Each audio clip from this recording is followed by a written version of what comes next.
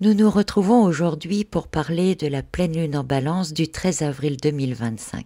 Une pleine lune qui va illuminer le ciel nocturne avec une énergie particulière. Ce n'est pas juste un joli spectacle dans le ciel, c'est aussi une opportunité pour nous sur Terre de faire un pas en avant dans notre vie personnelle et relationnelle. Alors qu'est-ce que cette pleine lune a à nous offrir et surtout comment peut-on concrètement s'en servir pour grandir? C'est ce que nous allons voir dans cet épisode. Vous écoutez l'épisode 8 de la saison 3 de la balade astrale. Je vous souhaite une très belle écoute, n'accrochez pas votre ceinture et ouvrez votre esprit. La balance, c'est le signe de l'harmonie, des partenariats et de la justice. Elle nous pousse à regarder comment nous nous connectons aux autres, que ce soit en amour, en amitié et même au travail, mais aussi comment nous trouvons un équilibre entre moi et nous. Cette pleine lune, elle se place en face du soleil en bélier, un signe qui, lui, parle d'indépendance et d'affirmation de soi. On est comme au milieu d'une danse. D'un côté, on a envie d'être soi, de suivre nos désirs, et de l'autre, on cherche à maintenir la paix avec ce qui compte pour nous. Vous reconnaissez peut-être ce tiraillement dans votre vie. Par exemple, vouloir dire non à une demande, mais hésiter pour ne pas froisser quelqu'un. Cette fois-ci, la pleine lune est boostée par des énergies spéciales, car quelques minutes après son apogée, Vénus, la planète qui gouverne le signe de la Balance, va passer en mode direct dans le signe des Poissons. Ce qui veut dire qu'elle termine une période de réflexion intérieure pour nous pousser à agir avec plus de clarté dans nos relations. Ajoutez à cela une opposition avec Chiron, le guérisseur blessé, et nous avons là un miroir qui se dresse devant nous. Ce miroir nous montre nos blessures, celles qui ne sont pas encore guéries, nos vieux schémas qui coincent, et aussi des vérités sur nous-mêmes, celles qu'on évite parfois de regarder en face. Alors comment utiliser cela dans notre quotidien? Eh bien déjà, cette pleine lune, c'est comme une lampe qui éclaire ce que l'on cache sous le tapis. Peut-être que vous avez une relation amicale, amoureuse ou même pro, et dans laquelle vous sentez que quelque chose cloche. Imaginons, vous donnez toujours plus que vous ne recevez, ou vous évitez les conflits au point de vous oublier vous-même. Donc là, c'est le moment de vous poser et de vous demander « Est-ce que cet équilibre me convient vraiment ?» N'hésitez pas à prendre un carnet à écrire ce que vous ressentez. Ce peut être aussi simple que « Bien, je me rends compte que je dis oui à tout pour faire plaisir, mais que cela me fatigue. » Voyez ce genre de prise de conscience. C'est important, car c'est le premier pas pour changer. Ensuite, avec Chiron en face, on peut travailler sur nos blessures. Imaginez une situation où vous avez du mal à vous affirmer, par exemple. Peut-être qu'au fond, vous avez peur qu'on vous rejette si vous montrez qui vous êtes vraiment. Eh bien, cette pleine lune, elle vous invite aussi à regarder cette peur en face et à vous demander, après tout, si je m'autorisais à être moi, qu'est-ce qui pourrait arriver de positif ? Imaginez que vous n'osez pas dire à votre collègue que ses remarques vous blessent. Essayez de poser une limite, calmement, du genre « je comprends ton point de vue, mais j'aimerais qu'on en parle autrement ». Voyez, c'est une petite action, mais qui peut vous aider à guérir cette partie de vous qui doute, et donc guérir cette blessure que Chiron met en lumière ici, au moment de cette pleine lune.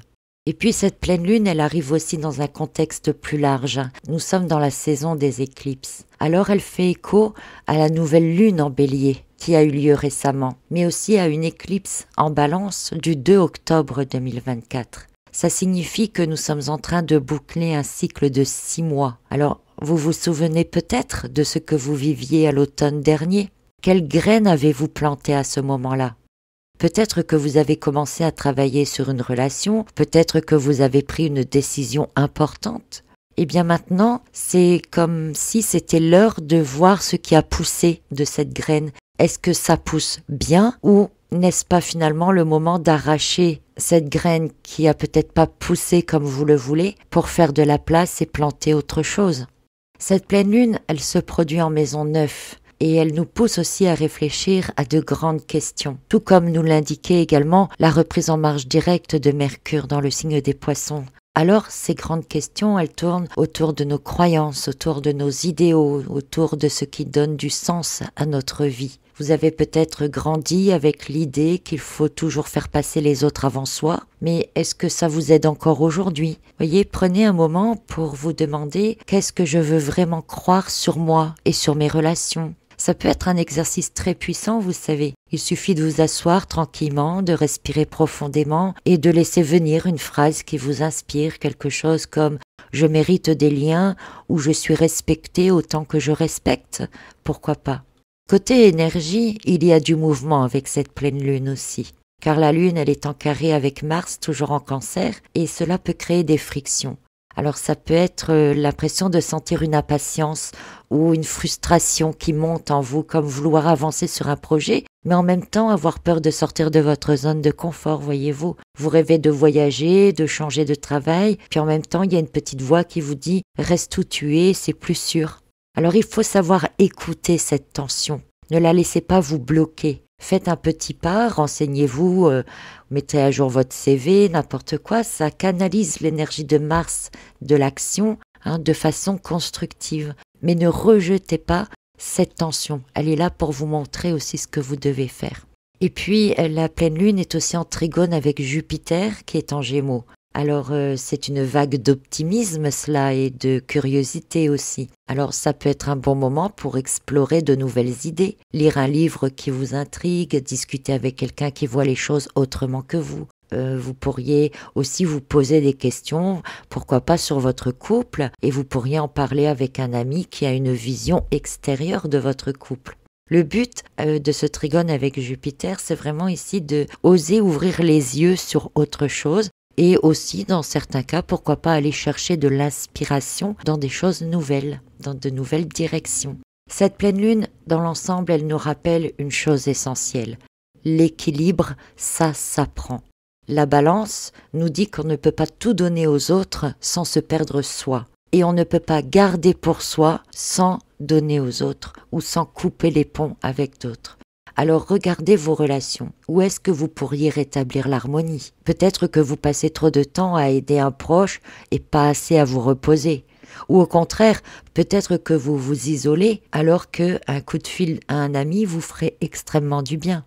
Donc cette semaine, au moment des énergies de cette pleine lune, eh bien prenez un peu de temps pour vous, mais vraiment que ce soit pendant une balade, pendant votre bain, etc. Essayez vraiment de ne penser qu'à vous. Et puis, à un autre moment, réservez-vous une autre heure pour vraiment vous reconnecter avec quelqu'un qui compte pour vous.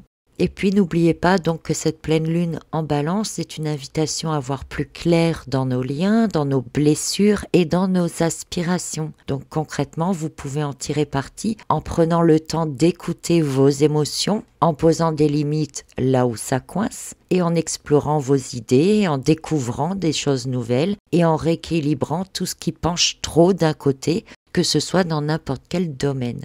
C'est donc un véritable moment ici pour grandir, pas à pas, vers une version de vous-même plus alignée et plus en paix. Alors dites-moi, qu'est-ce que vous allez faire, vous, avec les énergies de cette pleine lune en balance? N'hésitez pas à me le dire en commentaire si cela vous inspire. Je vous remercie de m'avoir écouté et on va se retrouver très vite pour l'épisode suivant de cette balade astrale concernant la reprise en marche directe de Vénus dans le signe des Poissons. Mais d'ici là, prenez soin de vous et portez-vous bien.